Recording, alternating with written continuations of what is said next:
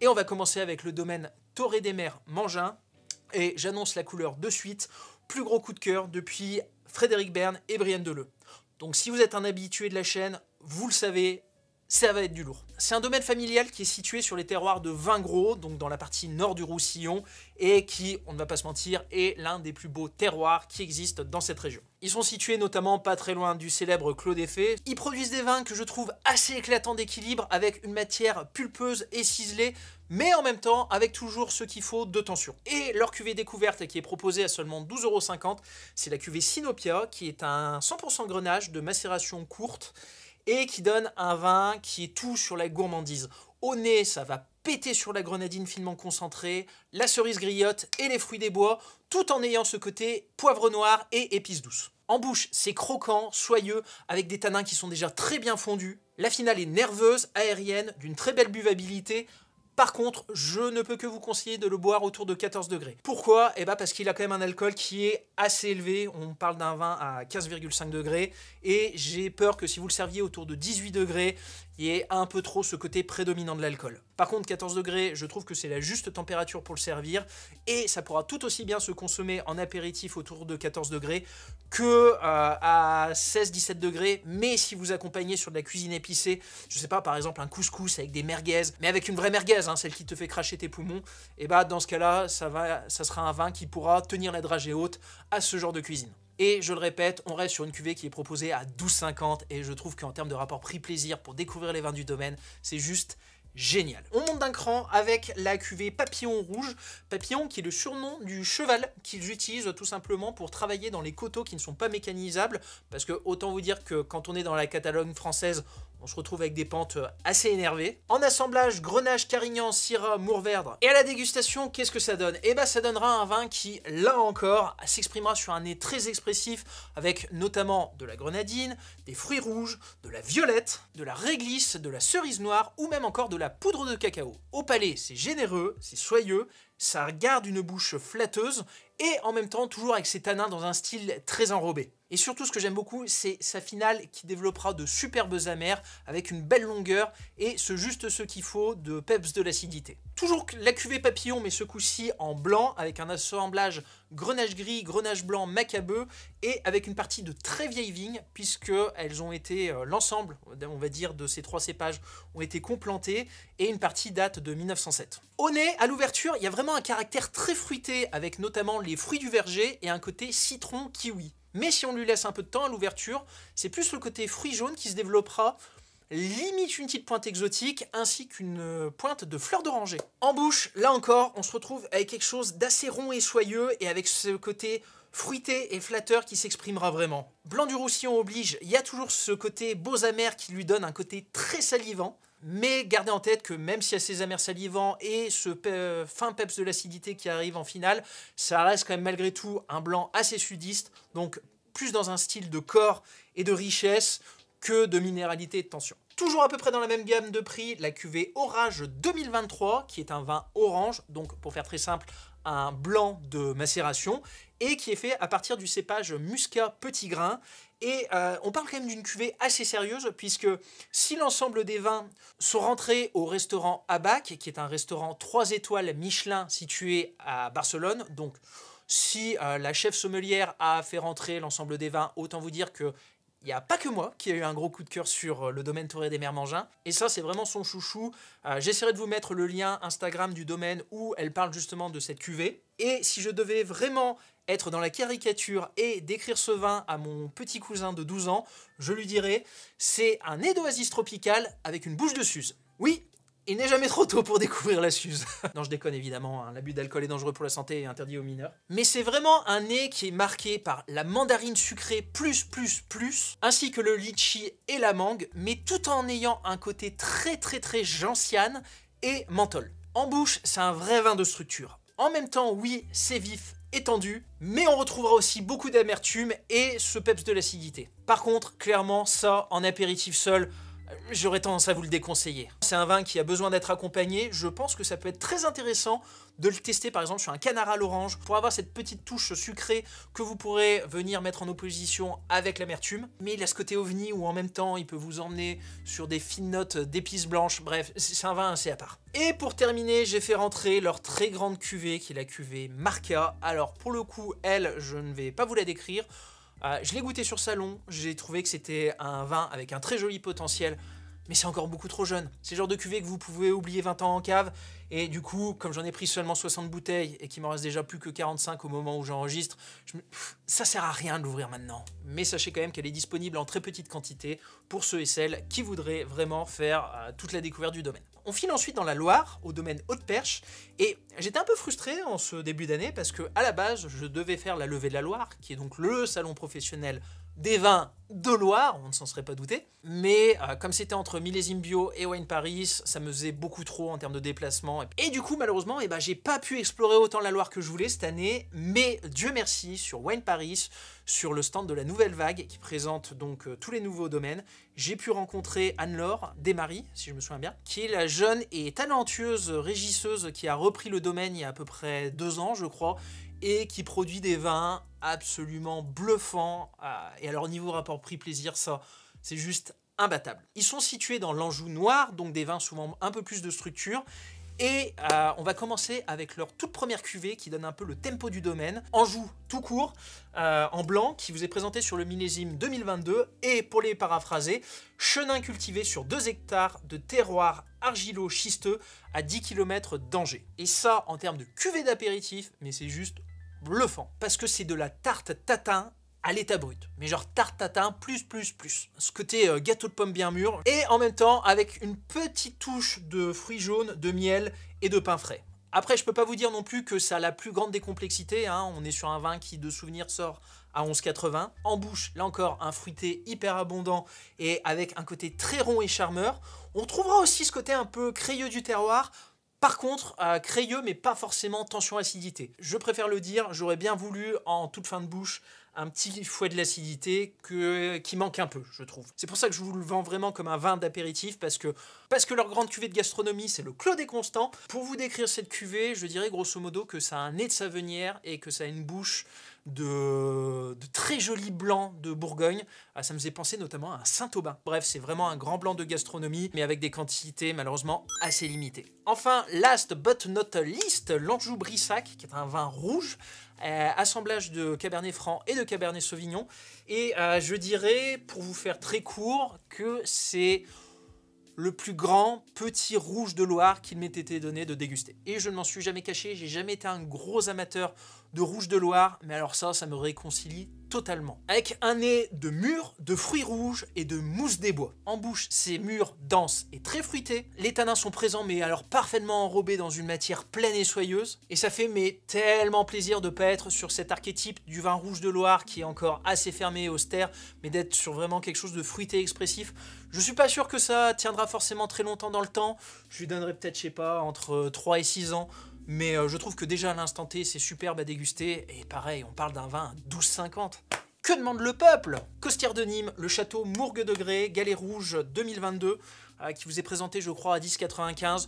Et pour moi, c'est peut-être le plus beau rapport prix-plaisir de la vallée du Rhône Sud. C'est un vin qui, pour moi, a son prix absolument dérisoire, a effectivement tout ce que j'attends d'un vin de la vallée du Rhône Sud. Parce que tout ce qu'il fait, il le fait très bien. Au nez, c'est les grands classiques de la région, c'est-à-dire la fraise des bois, l'olive noire, la garrigue, le cassis et même une fine pointe de musc. Au palais, c'est rond, gourmand, avec des tanins soyeux et satinés, avec du fruit et toujours plus de fruits. La finale est juteuse, minérale et tout en ayant cette petite pointe de minéralité qui ne fait pas défaut sur cette cuvée. Et c'est le genre de vin qui est tellement dangereux parce que vous avez même pas fini un verre que vous en avez déjà repris un autre et que vous en voulez un autre. On file ensuite dans un vignoble qu'en toute honnêteté je connais très mal, qui est le vignoble de Corse. Ne serait-ce que parce que les cépages autochtones, puisque pour vous donner un exemple sur cette cuvée qui est issue du Clos Colombo, l'assemblage est composé, je m'excuse, je lis mes notes, de 50% de Chiacarello, 30% de Nieluccio 10% de Syrah, 5% de Minustelu et 5% de Carcajolo Nero. Expert des vins de Corse, mon pote. Non, vous l'aurez compris, je vais pas m'improviser expert en vins de Corse alors que je les connais très mal. Sauf que j'ai une chance, c'est que au Clos Colombo se trouve un grand fan de vin stache, Enrico, qui travaille en tant que sommelier conseil dégustation. Il fait aussi l'énotourisme, si je me souviens bien. Et il m'a proposé un jour de venir déguster les vins sur millésime bio. Et j'ai adoré. Avec cette cuvée qui s'exprime notamment sur le côté poivre blanc et iode marin. Mais on trouvera aussi un côté pain maritime, thym, fruits rouges et cerises. Comme je disais sur la fiche de dégustation, ça fait peut-être un peu cliché, mais on se croirait sur le GR20. Au palais, c'est frais, droit, salin et salivant. Et c'est tout sur le côté vif et la pureté et la tension de l'acidité. Avec des tanins qui sont vraiment droits, mais sans agressivité aucune. Et là encore, en termes de dégustation auprès des copains, ça a super bien fonctionné. On part ensuite dans le sud-ouest et notamment à Cahors avec le Clos Trotligot, où je vous présente leur cuvée Cahors, millésimé 2020, oui c'est bien ça, qui est donc un 100% Malbec. Et je vous disais dans mon épisode 2 de cépage sorcier sur le Malbec que je préférais les Malbec argentins qui étaient souvent sur l'opulence et la démonstrativité. Mais au fil des années, petit à petit, je me suis un peu pris plus au jeu des Cahors qui étaient tous sur la droiture, la tension et un côté végétal noble. Et c'est exactement dans ce registre-là que s'inscrit le Clos Trotligot. Je vous le dis d'avance, si vous avez envie d'un Cahors qui pète sur les fruits noirs, la maturité et la densité, c'est pas vraiment le style de la maison. Par contre, son style de tension et de droiture, il le fait très bien, puisque l'ensemble des vins a été salué par Jancis Robinson, Master of Wine, et qui est l'une des rares critiques dans le vin que je respecte. Et donc, au nez, là encore, on se retrouve, comme je le disais juste avant, sur le côté végétal noble, avec la ronce, le menthol, avec un côté herbe fraîchement coupée, mais on retrouvera aussi un peu de cassis et de mûr. En bouche, c'est tout sur le côté ample et la droiture. Et pour le décrire, Jancis Robinson a dit qu'il fallait un peu penser à un Malbec de Chinon.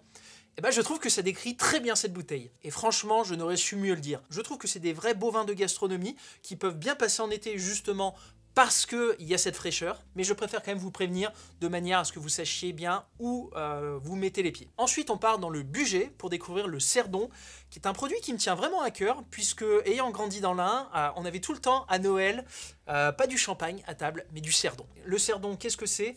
C'est un rosé pétillant qui est élaboré en méthode traditionnelle, c'est-à-dire pas en méthode champenoise, mais plutôt lorsque le printemps revient, le vin finit de faire sa fermentation en bouteille et ça va créer justement de la bulle et c'est ce qu'on appelle la méthode traditionnelle. Souvent, les Cerdons, c'est des 100% gamay et je trouve que ça a un côté un peu pâteau, mais ce que je trouve absolument génial avec le domaine Renarda Fache sur leur millésime 2023, qui est la cuvée que je vous présente, c'est qu'ils ont aussi 30% de Poulsard, qui est un cépage jurassien qui apporte souvent beaucoup de droiture et de tension, et je trouve que cet équilibre de 70% gamay, 30% Poulsard fonctionne à merveille, et je vais le dire cash, pour moi, c'est les plus grands Cerdons que vous trouverez. Au nez, ça pète sur les fruits rouges, c'est de la tarte à la fraise. Tarte à la fraise, sirop de grenadine, agrumes, poivre blanc ou même encore framboise. Au palais, c'est tendre et gourmand avec beaucoup de fruits et de gourmandise, mais en même temps avec juste ce qu'il faut de tension. Et justement, on ne tombe pas dans cet écueil du Cerdon un peu pâteau et trop sur la rondeur. En somme, c'est le juste équilibre entre fraîcheur et fruits. Et ce qui est génial avec ce vin, c'est que c'est un véritable passe-partout parce que ça a seulement 8 degrés d'alcool, du coup ça peut totalement se faire en apéritif pour le plaisir, mais ça peut se faire sur un pique-nique, ça en accord avec le jambon cru, sur un petit pique-nique d'été, ou même en dessert, sur une tarte à la fraise. Bref, je sais que l'appellation Cerdon a toujours eu un côté hyper connoté, vin de supermarché, mais ne vous fiez pas à ça parce que vous passeriez vraiment à côté d'un très beau vin. Tous les vins que je vous ai présentés, c'est des domaines avec lesquels je n'avais pas encore travaillé. Maintenant, on est toujours sur de la nouveauté, mais sur des domaines que je vous ai déjà présentés par le passé. Et on va commencer avec le domaine Coteaux des Margots, parce que Coteaux des Margots, qu'est-ce qu'ils produisent? Ils produisent tout simplement les plus beaux rapports prix-plaisir de Bourgogne. Et on commence avec la cuvée Macon-Pire Clos Chardonnay 2023, qui est une cuvée qui me tient forcément à cœur, puisque c'était la toute première cuvée que je présentais lors du tout premier épisode de J'irai trinquer chez vous, et d'année en année, elle n'a fait que de s'améliorer. Ça a été retravaillé sur les élevages, avec notamment un tir de barrique pour apporter plus de rondeur. Et à 13,95, je trouve ce vin absolument bluffant. C'est un nez hyper charmeur et séducteur, avec un côté fruits jaunes, fleurs blanches, bananes, brioche, et même d'une fine pointe d'agrumes. de zeste d'agrumes, je dirais même. Au palais, c'est rond, il y a de la matière, c'est généreux, mais en même temps, il y a cette tension et cette minéralité si typique de la Bourgogne. Il y a ce peps de l'acidité, ça peut se boire tout aussi bien en apéritif que pour accompagner. C'est en même temps un vin plaisir et un vin gastronomie. C'est une cuvée que j'adore et voilà, je sais pas quoi vous dire de plus. Ce que je peux vous dire de plus, c'est que j'ai pris la cuvée Pirouette, leur aligoté, 100% aligoté, et autant le Mâcon Pire Clos dont je vous parlais juste avant peut à ce côté passe-partout, apéritif, gastronomie. Là, pour moi, c'est plus un vin d'apéritif. En bouche, ça pète sur le côté coin mûr et fleurs blanches, suivi de notes de citron, de tilleul aussi, qui sont très présentes, ainsi que de pêche blanche, mais un peu plus le noyau de pêche blanche. En attaque, on est sur une matière qui est assez dense et saline. Par contre, le milieu de bouche, on est déjà quand même plus sur la souplesse et sur la salinité. Et la finale est tout sur les fruits finement amers et la gourmandise. Par contre, ça aurait peut-être manqué d'un peu de volume sur la finale et sur le milieu de bouche, ce qui fait que, comme dit juste avant, je le vois un peu plus en apéritif qu'en vin d'accompagnement. Mais pareil, ça, par rapport au prix auquel c'est vendu, c'est très dangereux. Toujours dans les cuvées que je vous avais déjà présenté l'année dernière, le Riverinck du domaine Ampélus, et j'avais adoré le 2022, mais alors le 2023, je trouve qu'on monte encore d'une marche. Toujours ce côté grenadine plus. Mais on retrouvera en même temps de la cerise noire, de la fraise des bois, de la réglisse, de la garrigue, ou encore du musc. En bouche, du fait d'un alcool très faible de 11,5% seulement, on se retrouve justement avec le côté fruit et toute la gourmandise de la matière qui ressort, mais en même temps en ayant de la fraîcheur. Et vraiment, je trouve que c'est un cépage qui mérite et qui gagne à être connu. J'ai aussi fait rentrer une autre partie de leur collection de cépages rares. À titre personnel, j'ai eu un vrai coup de cœur pour la counoise. J'ai pris grosso modo 60 bouteilles de la plupart de ces cépages rares, donc ça risque de partir très vite. Donc si vous voulez sortir un peu des sentiers battus et découvrir un pur domaine, eh ben, vous savez ce qu'il vous reste à faire. Toujours en vin de pur plaisir qui passeront à merveille, on va chez Éric Chevalier dans le Muscadet. J'avais déjà présenté l'année dernière sa cuvée Starfish, je crois que c'était en 2019. Là je vous le présente sur le fraîchement embouteillé millésime 2023. Et ça, pareil, en termes de rapport prix-plaisir, je trouve ça absolument bluffant. Le Muscadet, vignoble hyper sous-coté, mais qui pour moi est en train de renaître avec des vins qui ont souvent une très belle expression saline. Et d'ailleurs, cette cuvée s'inscrit exactement dans ce style, avec ce côté iode marin, coquille d'huître. On a vraiment l'impression d'être face à l'océan, tout en développant un côté melon Gallia, c'est-à-dire pas des melons de Cavaillon, ce melon orange, mais plutôt ces espèces de melons blancs avec ce côté melon blanc, et toujours avec cette matière droite et ce côté là encore hyper salin. À titre personnel, c'est peut-être mon muscadet préféré, et comme ça a seulement 12 degrés d'alcool, là encore en plein été, ça fonctionnera à merveille. Allez, puisque je vous parlais d'été, on va partir en Provence, au domaine des Fouques, avec le seul rosé que je présente. Je présente rarement des rosés parce que c'est pas vraiment des vins qui fonctionnent très bien sur internet, mais je trouve que ce domaine des Côtes de Provence produit vraiment des vrais rosés de gastronomie. J'avais déjà présenté une ancienne cuvée de rosé il y a 2 ans je crois, qui était un rosé sans soufre. Là j'ai décidé d'être un peu moins joueur et d'aller sur quelque chose d'un peu plus classique, avec leur cuvée Lobic 2023 qui pètera notamment sur le côté fraise écrasée, et en même temps avec un côté yaourt à la fraise plus, ainsi que des notes de foin et de fruits blancs frais, pour terminer sur une petite pointe de kiwi. Au palais, c'est rond, ça a de la matière et en même temps ça a un côté aérien grâce à une jolie acidité. Et ça se terminera avec une finale salivante grâce à de fins amers, et ça typiquement sur une salade niçoise, c'est banco. Bref, c'est vraiment un très beau rosé de gastronomie qui accompagnera donc, vous l'aurez compris, une cuisine méditerranéenne et fraîche, mais qui pourra tout aussi bien se savourer en apéritif. Et j'espère que ça vous plaira. On part ensuite dans le Beaujolais avec les vins de chez Grégoire Oppenaud, qui avait été l'une de mes plus grosses révélations de Fleury l'année dernière. Pour faire très court, si Lantigné, le vigneron qui a tout explosé et qui a démontré la grandeur des terroirs, c'était Frédéric Bern, on va dire que la nouvelle très grosse star et étoile montante de Fleury, c'est Grégoire Oppenaud. J'adore le style de ses vins. 2021 était vraiment dans un style très épine de pain maritime, fraîcheur, tension. 2022 ayant été une année beaucoup plus caniculaire pour le Beaujolais, on sent qu'on revient, alors certes dans un style qui reste toujours digeste et fin, mais avec beaucoup plus de fruits, avec de la cerise, du fruit et encore toujours plus de fruits noirs, mais en même temps avec cette fine pointe de ronces et de clous de girofle, qui sont selon moi un peu la marque des vins que produit Grégoire. En somme, un vrai Fleury de connaisseurs et de gastronomie. Et toujours en parlant de gastronomie, Brienne Deleu avec son Vionnier, sa cuvée Coquet. Si je devais résumer cette cuvée Coquet, je vous dirais que en dehors du secteur de Condrieu, c'est pour moi le plus grand Vionnier qui existe. Cette cuvée est absolument bluffante parce que Brian et moi, on est assez raccord sur le Vionnier. C'est un cépage qui peut rapidement être dans un style un peu lourdeau. Du coup, il essaye toujours de le vinifier pour garder beaucoup de fraîcheur et de tension.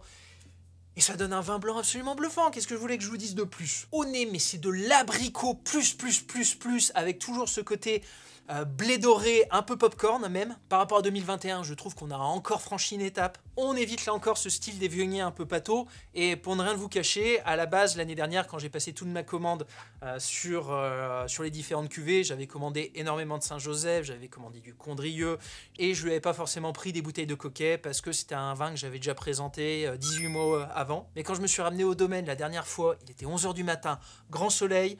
Il m'a proposé la cuvée à même la tonnelle, j'ai dégusté ça, j'ai fait mais non, mais je ne peux pas ne pas le représenter tellement ce millésime 2022 m'a impressionné. Et ouais, vraiment, je vous dis, en dehors de Condrieu, je le répète, pour moi, c'est le plus grand Vionnier qui existe. Et enfin, pour terminer, j'ai pris seulement 60 bouteilles des champagnes de chez Maximulins.